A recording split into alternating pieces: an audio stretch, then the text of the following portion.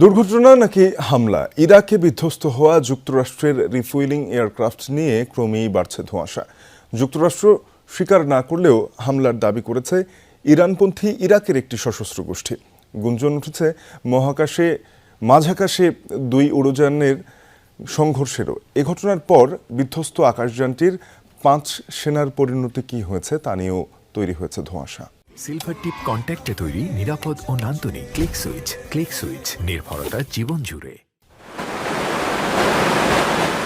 বৃহস্পতিবার operation epic ফিউরির অধীনে ইরানে অভিযানে অংশ নেয় যুক্তরাষ্ট্রের দুটি KC-135 মডেলের রিফুয়েলিং এয়ারক্রাফট। অভিযানের সময় ইরাকের পশ্চিমাঞ্চলের আকাশ থেকে হঠাৎই রহস্যজনকভাবে নিখোঁজ হয় উড়োযান দুটির একটি।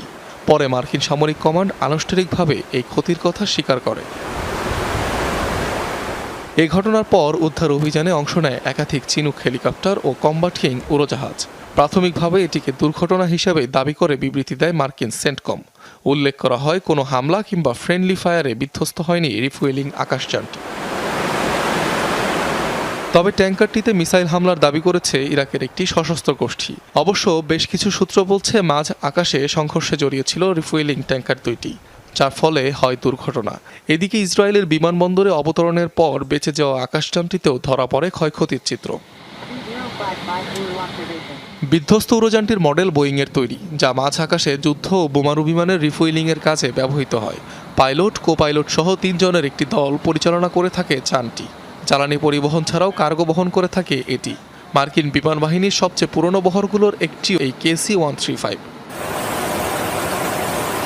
ইরানের সাথে চলমান যুদ্ধে এ নিয়ে 4টি আকাশযান খোয়ালো যুক্তরাষ্ট্র, যার মধ্যে 3টি F-15 যুদ্ধবিমান রয়েছে। অনিক রহমান, যমুনা নিউজ।